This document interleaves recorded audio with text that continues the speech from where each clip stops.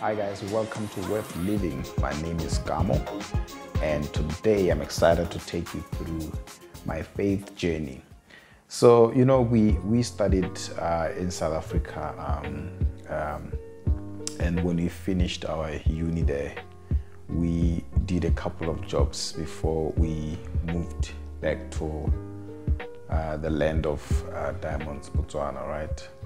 So I want to share with you something that happened, and the reason why I'm sharing it is because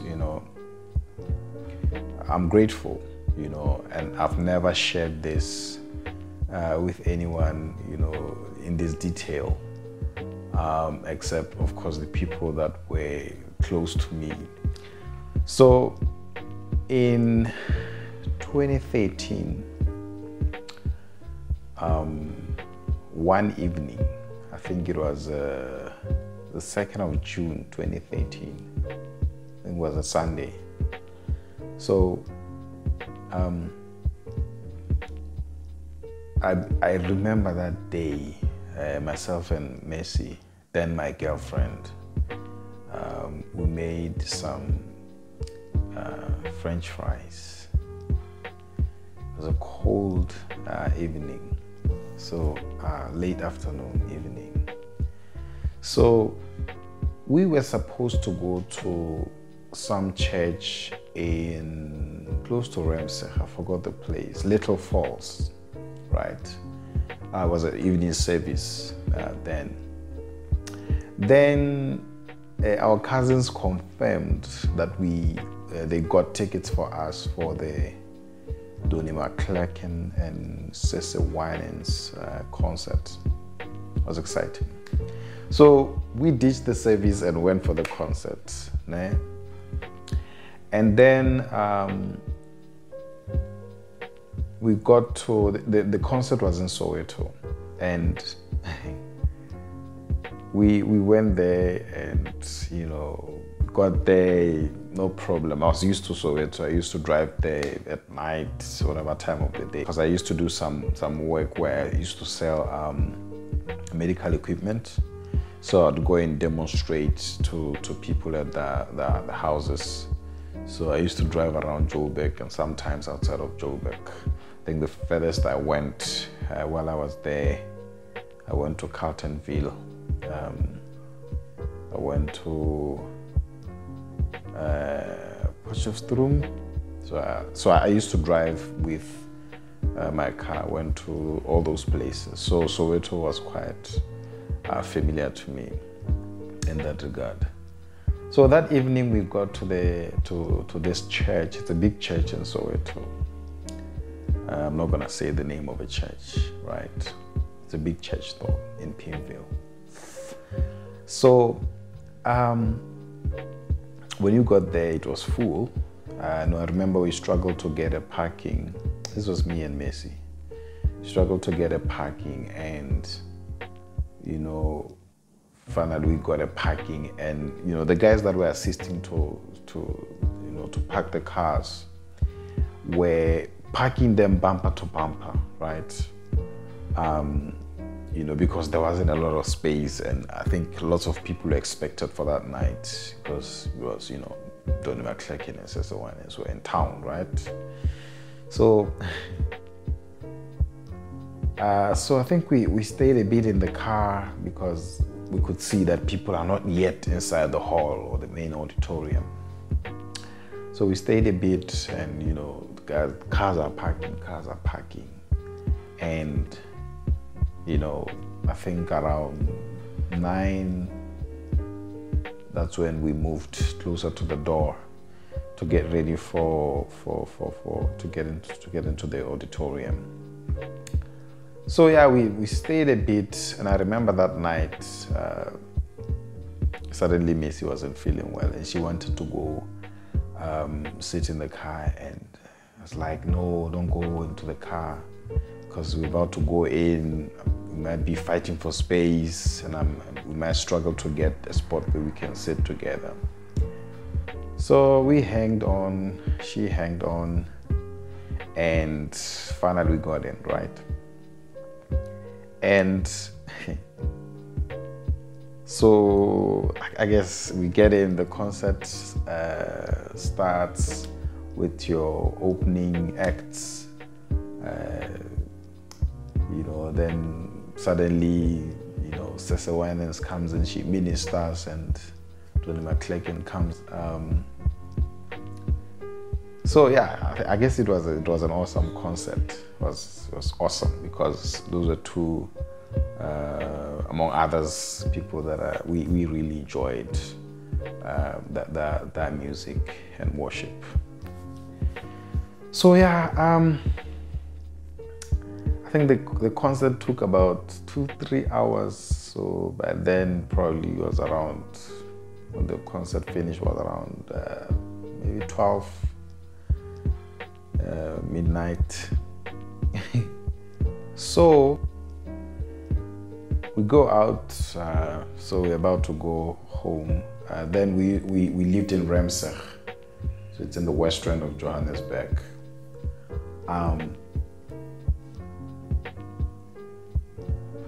So when we went outside, we tried to locate the car, and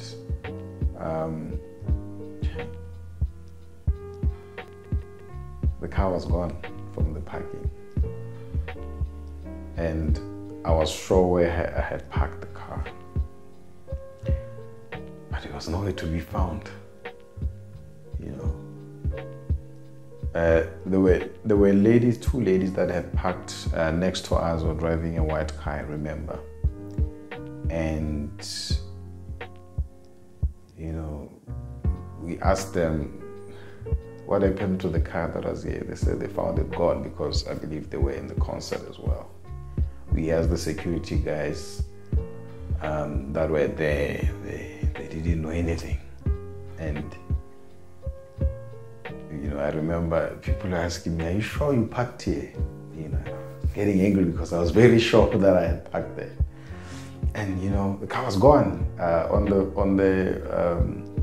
On the ground there were pieces of wires. I guess they were looking for maybe the tracking system after they opened the car. There was some cover.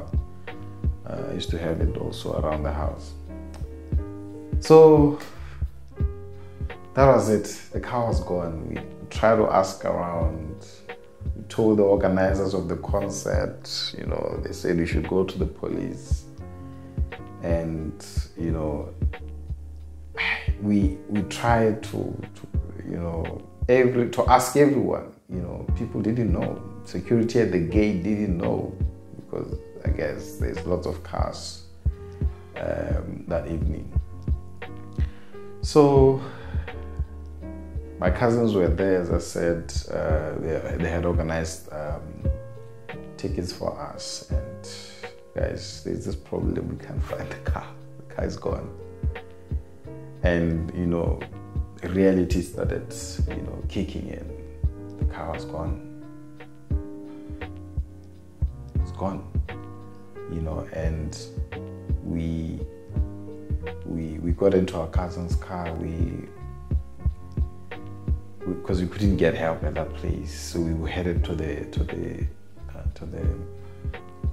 police station. We got there, we reported. Life was normal for the police there. Life was normal. We reported, asked us questions. They gave us some I guess the fire case number, whatever. And there was a gentleman that I was supposed to follow up with. I remember his name was Mamida. We went home sadly. Our cousins dropped us, and it was a cold night. And because it was late, I didn't call back home until the morning. So I think I called my dad that morning, the following morning. It was a sad story to tell him. I told him, but he was quite understanding, and he was so sorry to hear that, quite supportive, even though he was, He was back home and we were in South Africa. So, today is 2022, June. Even to this day, we don't know what happened. The car was gone. It was never found. But I'm not saying this story because I'm sad. I'm sharing, how God is graceful, because it could have been a hijacking. It could have been that we were going to be followed that night, because I remember, that night there were reports that over 50 cars were stolen around Soweto. So it was tough, but we had to move on. So I'm not sharing this because I'm sad. I'm sharing this because, I still believe everything happens for a reason and God is everywhere. Then I was surprised that someone could come into the church compound and steal a car. But now I know that evil is everywhere. The devil is everywhere searching. But God is omnipresent. He's watching, everything. So, brothers and sisters, whatever you lost, whatever was taken from you by force, by pretense, God will restore you. Because, I'm sitting here, that car that I lost has been restored many times, because, the following year I could afford to buy a car. And, God was sort of, taking us to another level. And as I said, the biggest thing for me, or for us, was the fact that we are alive and we are safe and sound. That was the biggest thing for us. God is great. So I wanted to share that testimony because, we never stopped believing God after those things. The disappearance of the car from the car parking. God is still faithful. God is still great. God is still God. He sits on the throne. And if you don't know Him, get to know Him before it's late, because He's the one that sustains us. He's the one that keeps us.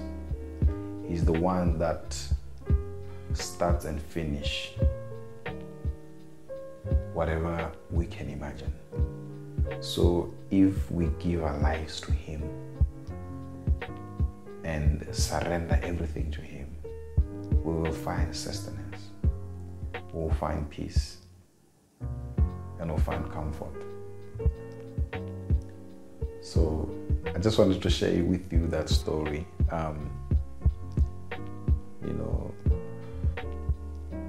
It's a story that, that happened, and I struggled to do my job, particularly because I needed a car to do what I was doing. And, a few months down the line, I had to walk back home. It was sad, but God restored us, and He's still going to bless us, because we believed that, no weapon formed against us ever prospers, will ever prosper. So God will always be great in our lives, and we'll always appreciate Him for His kindness and for giving us life. I hope it's the same with you. Be blessed. Thank you.